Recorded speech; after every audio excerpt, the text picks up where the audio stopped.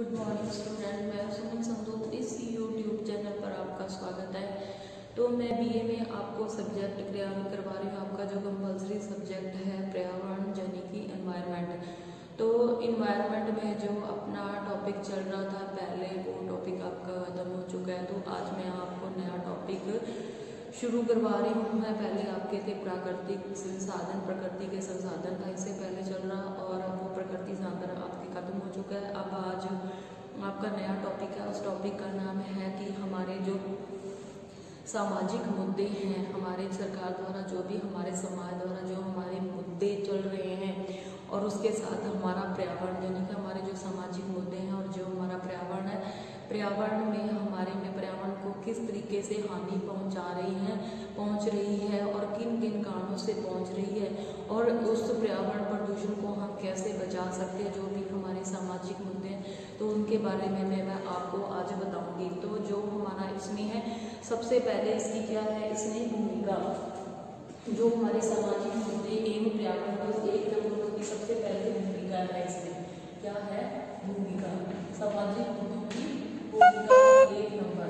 इसमें सामाजिक मुद्दों की हमारी जो भूमिका है उसमें एक नंबर, जैसे कि जो हमारे सामाजिक मुद्दे होंगे, जो हमारी भूमिका क्या है मुद्दों की। एक तरफ तो क्या है, एक तरफ तो जो मानव है वो क्या है, सुविधा है किसके लिए, पर्यावरण के लिए। एक तरफ तो मानव है जो क्या है, सुविधा है पर्यावरण, तो दूसरी तरफ जो पर्यावरण का संरक्षण है, तो दूसरा क्या है, एक तरफ तो मानव सुविधा है तो दूसरी तरफ उसका क्या है, संरक्षण है।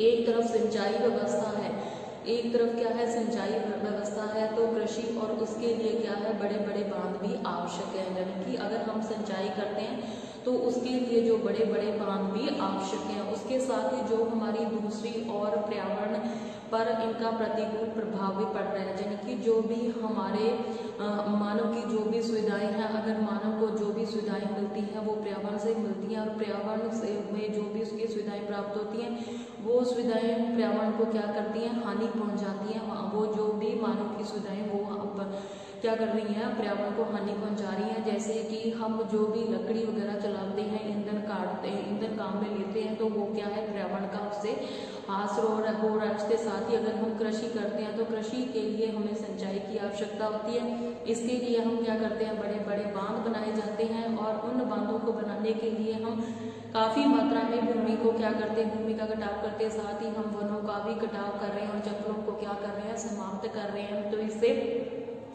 जो हमारा पर्यावरण प्रदूषण है वो बढ़ रहा है। उसके साथ ही जो हमारा प्रतिकूल प्रभाव पड़ रहा था, इसके साथ ही जो मनुष्य है अपने जो अत्यधिक प्रदूषण भी फैला रहा है, किसके माध्यम से, कल कारखानों के माध्यम से। यानी कि अगर मानव अपनी जरूरतों को पूरा करने के लिए वो कुछ क्रियाएं करता है, उन क्रियाओं में जैसे वो उद्योगों का अत्यधिक प्रदूषण फैलता है। इसके साथ ही जो कारखाने भी आवश्यक है, कारखाने जो भी उसकी जरूरतें, मनुष्य की जरूरतें, उनके लिए कारखाने भी आवश्यक है। रोजगार के लिए इन कारखानों की आवश्यकता है। अगर व्यक्ति अपना जीविकोपार्जन करना चाहता है तो उसके लिए उसे धन कमाने के लिए रोजगार भी चाहिए, और रोजगार उसको कारखानों आदि में मिलते हैं, और उन कारखानों से जो भी वेस्ट मटेरियल निकलता है वो भी कहीं ना कहीं जो हमारा पर्यावरण है उसको हानि पहुंचाता है। प्रत्येक छोटी बड़ी इकाई जो भी है, यदि प्रदूषण शोधक से अंतर लगा है, अगर जो भी हमारी प्रत्येक इकाई में अगर कोई प्रदूषक से अंतर, यानी कि उसको जो भी प्रदूषक से अंतर, अगर यानी कि जो हमारा वेस्ट मटेरियल निकल रहा है वहां से अगर हम उसका नहीं सही तरीके से निस्तारण करते हैं तो वो भी हमारे पर्यावरण प्रदूषण को बचा सकता है। उसके साथ ही उसका निर्मित उत्पादन की कीमत बढ़ती है। अगर जो भी हम इसको निस्तारण के लिए, जो भी हम पर्यावरण के जो भी वेस्ट मटेरियल का निस्तारण करने के लिए अगर हम कोई संयंत्र लगाते हैं तो वो संयंत्र है वो उससे निर्मित उत्पादों की जो भी है कीमत बढ़ती है, जिसका असर फिर पर क्या होता है, समाज पर बढ़ता है। अगर कोई चीज बाजार में महंगी होती है तो वो आम जनता के लिए भी क्या होती है, आम जनता तक नहीं पहुंच पाती, अगर उनके पास क्या पर्याप्त साधन नहीं है। उसके साथ ही जनसंख्या बढ़ रही है, अधिक लकड़ी, अधिक जल और अधिक कागज तथा अधिक खदानों की आवश्यकता है। यानी कि खाद्य सामग्री भी आवश्यक है, अधिक मात्रा में चाहिए। अगर जनसंख्या बढ़ रही है, यदि रासायनिक खाद नहीं देंगे तो जो हमारे कीटनाशकों का प्रयोग नहीं करेंगे, अगर हम अगर जो रासायनिक खाद अपनी कृषि को बिगाड़ने के रासायनिक खाद वगैरह नहीं देंगे, तो वो जो भी हमारे कीटनाशी हैं उनका प्रयोग नहीं करेंगे, तो इससे हमारी जो पैदावार नहीं बढ़ेगी, परंतु इसके प्रयोग से जो हमारे पर्यावरण पर क्या है प्रतिकूल प्रभाव पड़ रहा है। जो ये हमारे सामाजिक मुद्दे हैं यानी कि हमारे पर्यावरण से संबंधित हैं, अगर हम अपनी जीविका के लिए क्या करते हैं, ईंधन का प्रयोग करते हैं, तो भी हमारे पर्यावरण पर प्रभाव पड़ता है। अगर हम उद्योग धंधों के माध्यम से अपना जीविकोपार्जन करते हैं, तो भी हमारे पर्यावरण पर प्रभाव पड़ता है। अगर हम कृषि के माध्यम से अपना जीविकोपार्जन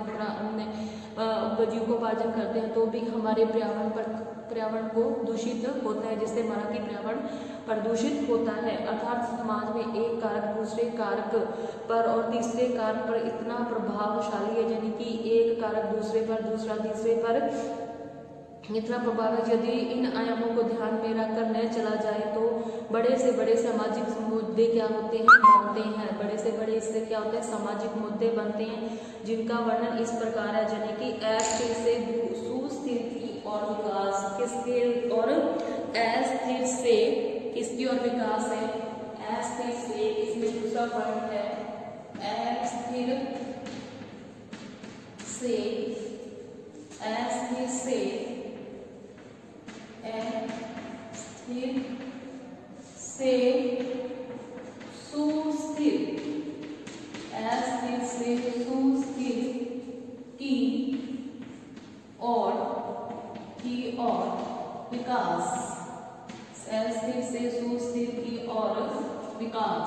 दूसरा पॉइंट इसमें अस्थिर से सुस्थिर की और विकास, यानी कि हमारे पर्यावरण, हमारा पर्यावरण है, पर्यावरण एक क्या है, पूरा तंत्र है। हमारा पर्यावरण एक पूरा तंत्र है, जिसमें क्या क्या चीजें, जिसमें वायु है, भूमि है, मृदा है, जल है, सागर है, पर्वत है।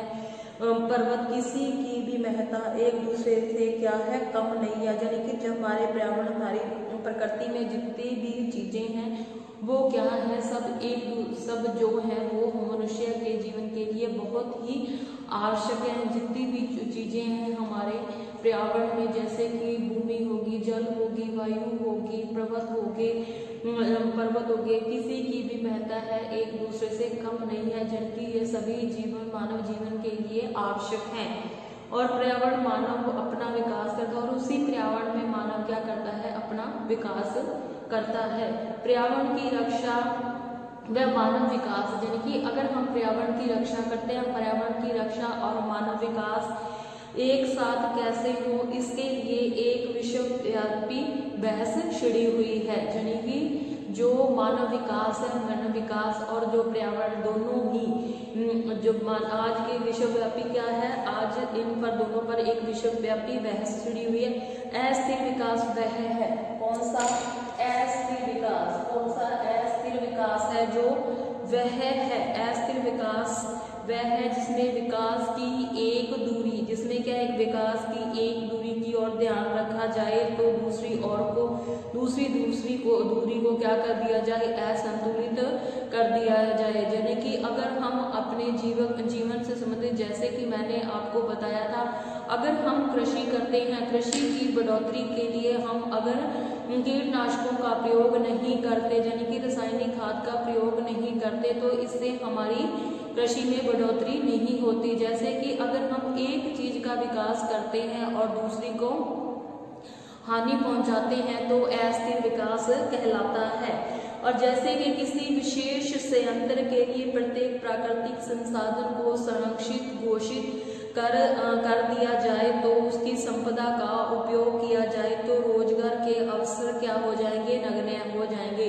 कैसे कि जैसे अगर हम कल कारखाना जाए, जो भी हमारे उद्योग धंधे हैं, अदरवाइज दूसरी जो चीजें अगर हम उनको बंद कर दें, तो इससे जो हमारी मानव की जरूरतें हैं वो उसे पूरी नहीं हो सकती, उसके साथ ही हमारा जो रोजगार है वो भी बंद हो जाएगा। यानी कि अगर हम एक चीज को बंद करते हैं, तो उसके साथ दूसरी चीज को भी क्या होती है, हानि पहुंचती है। तो उसके बाद जैसे कि सिर्फ आर्थिक विकास किया जाए, तो पर्यावरण की रक्षा पर ध्यान न दिया जाए। अगर हम सिर्फ पर्यावरण अगर हम सिर्फ आर्थिक विकास का ही ध्यान रखें, यानी कि हमें जो इमारती लकड़ी वगैरह चाहिए, अगर हम लगातार पेड़ों का विनाश करते रहेंगे, तो इससे क्या होता है, हमारा जो पर्यावरण है वो क्या होगा, धीरे धीरे पर्यावरण को दूषित होता जाएगा। और सिर्फ हमें आर्थिक विकास के बारे में ही नहीं सोचना चाहिए, वरन हमारा जो पर्यावरण है उसकी रक्षा का पर भी ध्यान देना जाए। इससे क्या होती है, स्थिरता उत्पन्न होती है। यदि असंतुलित विकास किया जाए, यानी कि अगर हम असंतुलित विकास करते हैं, अगर हम अपना सिर्फ मानव है जो अपने हित के लिए कार्य करता रहता है लेकिन पर्यावरण को नहीं बचाता, लगातार पर्यावरण को क्या है, हानि पहुंचा रहा है, तो उसके विनाश के परिणाम जल्दी ही हमारे सामने आने लगते हैं। कहीं कहीं इस प्रकार की घटनाएं हुई हैं जिनसे कि शिक्षा लेकर पिछले कुछ वर्षों में सुस्थिर विकास की धारणा क्या है, उभर कर सामने आई है। यानी कि कई इस प्रकार की जो हमारी घटनाएं हैं जिनसे शिक्षा लेकर, यानी कि हमारी जो पिछली जो घटनाएं घटित हो रही हैं, अब उनसे हमें शिक्षा लेकर जो हमारे उन वर्षों का सुस्थिर विकास की धारणा उभर कर हमारे सामने आई है। और जो हमारे स्थानीय, यानी कि जिस एरिया में हम रहते हैं, हमारे जो स्थानीय हो गए, राष्ट्रीय हो गए, अंतर्राष्ट्रीय स्तर हो गए। राष्ट्रीय यानी कि हमारा देश, अंतर्राष्ट्रीय यानी कि दूसरे देश हो गए। अंतर्राष्ट्रीय स्तर पर प्रत्येक विषय में क्या की जा रही है, गोष्ठियां की जा रही है, यानी कि जिस हम ग्राम सभा में या जिस देश में रहते हैं, अदरवाइज दूसरे जो हमारे देश हैं उन देशों में हमारे पर्यावरण को बचाने के लिए अनेक प्रकार की क्या गोष्ठियां, सम्मेलन और सुस्थिर विकास की आवश्यकताओं पर क्या हो रहा है, बल दिया जा रहा है। और इसके साथ ही जो हमारा आवश्यकताओं की और बल दिया जाता है, जो हमारा पर्यावरण विकास है उसके विशेष विश्व आयोग, जो हमारे पर्यावरण में विकास पर विश्व आयोग ने अपनी रिपोर्ट 1987, अपनी रिपोर्ट जो हमारा की विश्व आयोग है, कौन सा है हमारे पर्यावरण विश्व आयोग, कौन सा विश्व आयोग, कौन सा आयोग हो गया, विश्व आयोग ने एक रिपोर्ट दी है। कब दी है उन्होंने एक रिपोर्ट दी है 1987 में। कब दी है, 1987 में विश्व आयोग ने उन्हें एक रिपोर्ट दी है 1987 में। यानी कि रिपोर्ट में सुस्थिर विकास का सामान्य सिद्धांत में यह बतलाया गया है, यानी कि जो हमारा विश्व आयोग हुआ था उन्होंने 1987 में एक रिपोर्ट दी थी। उस रिपोर्ट में लिखा है कि वर्तमान पीढ़ी क्या है, यानी कि जो हमारी वर्तमान पीढ़ी है, जो ये हमारा वर्तमान चल रहा है, उस पीढ़ी में अपनी आवश्यकताओं की पूर्ति के लिए लोग जो हमारा पर्यावरण है, पर्यावरण की क्षमता पर विपरीत असर न डाले, यानी कि हमारे पर्यावरण को हानि न पहुंचाए। यानी कि जो हमारे वर्तमान पीढ़ी के लोग हैं वो अपनी आवश्यकताओं की पूर्ति के लिए जो हमारा पर्यावरण है उसके पर विपरीत असर न डालें। और उसके साथ ही विकास की स्थिरता, यानी कि उसके विकास की स्थिरता, दृढ़ वह संतुलन तभी होता है जब प्राकृतिक साधनों का दोहन, यानी कि हमारी स्थिरता, दृढ़ता व संतुलन तभी आते हैं जब प्राकृतिक साधनों का दोहन, संरक्षण व विकास वर्तमान व भावी पीढ़ी, किसकी वर्तमान व जो हमारी भावी पीढ़ी है के हितों को ध्यान में रखते हुए किया जाए। यानी कि अगर हम पर्यावरण का प्रयोग करते हैं तो हम पर्यावरण का प्रयोग करते समय हम अपने विकास, यानी कि पर्यावरण में संतुलन, अगर हम अपने पर्यावरण का संतुलन बनाए रखना चाहते हैं, उसका हमें अत्यधिक मात्रा में दोहन नहीं करना चाहिए। उनके साथ ही हमारे जो प्राकृतिक साधनों का भी हमें दोहन नहीं करना चाहिए, बल्कि उनका संरक्षण करना चाहिए। उसके साथ ही वर्तमान और भावी दोनों ही हितों, यानी कि हम अपने वर्तमान और जो हमारी आने वाली पीढ़ी है दोनों के ही बारे, दोनों को ध्यान में रखते हुए आचार्य जो हमारे महाप्रज्ञा के अनुसार गैर टिकाऊ, यानी कि जो हमारे आचार्य प्रज्ञा के अनुसार जो हमारे एक मनोवैज्ञानिक हुए हैं, कौन से आचार्य महाप्रज्ञा, उन्होंने कहा है कि गैर टिकाऊ या सुस्थिर, यानी कि गैर टिकाऊ और असुस्थिर दोनों के क्या है, अनियंत्रण एवं असंतुलित विकास परमाणु सर्वनाश से भी कई गुना अधिक भयावह होता है। यानी कि जो हमारे परमाणु बम हानि, जिस तरह परमाणु हमारे बम हमारे को हानि पहुंचाते हैं, अगर हम पर्यावरण को हानि पहुंचाएंगे तो ये विनाश उससे भी कहीं अधिक भयंकर होगा, जो कि हमारा अगर हम हमारे पर्यावरण को असंतुलित करते हैं या अनियंत्रण लाते हैं तो ये हमारे जो परमाणु बम है उसके सर्वनाश से कई गुना अधिक होगा। और जो हमारी विकास प्रक्रिया के सभी क्षेत्रों में एक जो हमारे विकास के जो एरिया विकास प्रक्रिया है, जो हमारी विकास प्रक्रिया को भी सभी क्षेत्रों में एक सूत्र जो है कि जो एक ही सूत्र या एक ही फॉर्मूला पर नहीं चलाया जा सकता। जो हमारी विकास की प्रक्रिया है उसको केवल एक ही सूत्र या एक ही फार्मूले से नहीं चलाया जा सकता, बल्कि एक ही क्षेत्र की प्रकृति व मानवीय समस्याएं क्या हैं, यानी कि जिस पर्यावरण जिस एरिया में लोग रह रहे हैं उनकी सामाजिक समस्या और उनके पर्यावरण को हानि हो रही है, उनकी क्या कारण है। उसके साथ ही जो हमारी सामाजिक आवश्यकताएं जो क्यों हैं, हमारी जो आवश्यकताएं हैं एक ही क्षेत्र में प्रकृति व मानवीय जो समस्याएं क्या हैं, उसके साथ ही जो हमारी आवश्यकताएं हैं क्यों हैं, और गरीबी, जनसंख्या, आर्थिक स्थिति क्या है, इन सभी को ध्यान में रखकर ही सुस्थिर विकास हो सकता है। यानी कि जो ये हमारी प्रकृति की जो हमारी मानवीय समस्या है वो उसको ध्यान में रखना होगा। उसके साथ ही हमारी जो सामाजिक आवश्यकताएं, यानी कि हमारे समाज की आवश्यकताएं क्या क्या है, और जो हमारे देश की हमारे समाज में गरीबी है और जो हमारी जनसंख्या बढ़ रही है उनकी आर्थिक स्थिति, हमारी जनसंख्या की जो आर्थिक स्थिति है वो कैसी है, इन सभी को ध्यान में रखकर ही सुस्थिर विकास हो सकता है। और सुस्थिर विकास का उद्देश्य को प्राप्त करना कठिन है, यानी कि जो हमारा सुस्थिर विकास है उसका उद्देश्य है उसको प्राप्त करना कठिन है, क्योंकि मानव जो है, मनुष्य जो है अपनी आवश्यकताओं की पूर्ति किसके माध्यम से करता है, पर्यावरण के माध्यम से करता है, और वह हमेशा ही पर्यावरण का हास करके ही अपनी आवश्यकताओं की पूर्ति करता है। तो इसमें जो सुस्थिर का विकास या उसमें जो उद्देश्य प्राप्त करना कठिन है, किंतु उसमें क्या है, असंभव नहीं है। उसके बाद जो हमारा पृथ्वी सम्मेलन सेकंड हुआ था, यानी कि जो हमारे पर्यावरण को बचाने के लिए जो हमारा पृथ्वी सम्मेलन सेकंड हुआ था वो दक्षिणी अफ्रीका, कहाँ पे, दक्षिण अफ्रीका के जोहान्सबर्ग में, कहाँ पे, दक्षिण अफ्रीका के जोहान्सबर्ग के उबुत गांव, कौन से, उबुतू गांव में, दक्षिण अफ्रीका। ये हमारा सेकंड सम्मेलन है। कौन सा सम्मेलन है, ये हमारा द्वितीय सम्मेलन, द्वितीय जो हमारा सम्मेलन था दक्षिणी अफ्रीका, दक्षिणी अफ्रीका के जोहान्सबर्ग, कौन सा, जोहान्सबर्ग के गांव कुतुब, वहां पे कुतुब, जो दक्षिणी अफ्रीका जो उसका शहर है, दक्षिणी अफ्रीका का शहर जोहान्सबर्ग का उबतू गांव है, जो उनका कौन सा गांव है, उबतू गांव, उबतू गांव, उबतू गांव। और कब हुआ था ये उबतू गांव में, 26 अगस्त 2000, 26 अगस्त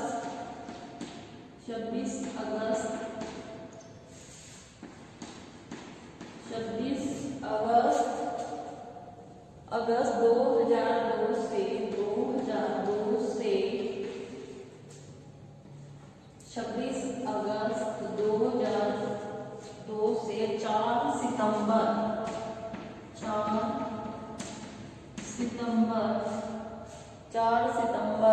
2002 तक चला, 2002 तक चला। कब तक, ये 26 अगस्त और 4 सितंबर 2002 तक चला, यानी कि 10 दिन तक चला। तो इस सम्मेलन का मुख्य उद्देश्य था जो टिकाऊ विकास हासिल करना, किसके प्रति, हमारे पर्यावरण के प्रति टिकाऊ जो है उसका विकास हासिल करना। इस सम्मेलन का क्या था, मुख्य उद्देश्य था। इस सम्मेलन का मुख्य उद्देश्य था हमारे पर्यावरण का टिकाऊ विकास करना, और इसके साथ ही एक वृहद अवधारणा अध्याय, इसके अंतर्गत आने वाले जो क्षेत्र हैं सभी क्षेत्रों में संतुलित प्रगति द्वारा ही इसे हासिल किया जा सकता है। यानी कि अगर हमारी जो संतुलित प्रगति है उसके द्वारा इसको हासिल किया जा सकता है। और जो हमारे मानवीय स्तर है, मानव के विकास का जो स्तर है, मानव विकास के स्तर को ऊंचा हो तो यह आवश्यक नहीं कि पर्यावरण के मानव में भी उच्च स्थान प्राप्त हो। यानी कि अगर हम मनुष्य का उच्च विकास चाहते हैं तो उसके साथ साथ हमारे पर्यावरण का भी उच्च विकास होना चाहिए। और इसके साथ ही यदि एक देश का मानवीय विकास है अगर नीचे स्तर का होता है, अर्थात काफी संख्या में अगर किसी देश का जो मानवीय विकास है वो नीचे स्तर का होता है तो काफी संख्या में वहां पे जो लोग होंगे वो क्या होते हैं, निरक्षर पाए जाते हैं। जहाँ पे अधिक साक्षर व्यक्ति पाए जाते हैं तो उसी समाज का विकास होता है। अगर जिस समाज में सबसे ज्यादा निरक्षर व्यक्ति पाए जाते हैं तो वहां पे क्या होता है, काफी संख्या में निरक्षर पाए जाते हैं तो उस समाज का विकास नहीं माना जाता। उनके प्रति व्यक्ति आमदनी भी क्या होती है, कम होती है। यानी कि अगर जिस एरिया में जिस समाज में निरक्षर व्यक्ति ज्यादा हैं तो उनकी जो आमदनी होगी वो भी क्या होगी, कम होगी। तथा अधिकांश व्यक्ति क्या होते हैं, गरीब होते हैं तो वे पर्यावरण को क्षति पहुंचाने के लिए वो क्या हो जाते हैं, मजबूर हो जाते हैं, क्योंकि वो पर्यावरण के माध्यम से ही अपनी जरूरतों को पूरा करते हैं। और गरीबी प्रदूषण का जो है मुख्य कारण बन सकती है। लोग वृक्षों की कटाई करने लगते हैं ताकि वो जलाऊ लकड़ी बेचकर अपनी जीविका का क्या कर सके, उपार्जन कर सके और ईंधन प्राप्त कर सकते हैं। लेकिन मानवीय विकास का स्तर ऊंचा हो तो पर्यावरण की गिरावट का खतरा बना रहता है। अगर मानव का विकास स्तर ऊंचा होने पर भी पर्यावरण गिरावट का खतरा बन सकता है। जैसे विकसित औद्योगिक देशों में मानवीय विकास स्तर हो जाता है तो स्वस्थ शिक्षा आमदनी स्तरों में बढ़ जाने से भी उनमें ऊर्जा की खपत अधिक और पर्यावरण में कार्बन डाइऑक्साइड और अन्य गैसों की मात्रा ज्यादा होने से वो क्या करते हैं, जिससे ग्रीन हाउस की जो गैसों की वजह से प्रदूषण ज्यादा फैलता है, जो भूमंडलीय प्रदूषण का अंत होने के कारण विकसित देशों को क्या करता है, हानि पहुंचाता है। तो आज मैंने जो बताया है इसमें आपको मैंने स्थिर व सुस्थिर विकास के बारे में बताया था। जो आगे बचा है जो मैं आपकी कल की क्लास में कराऊंगी। तो आज की क्लास जो है आपकी यही खत्म होती है। धन्यवाद।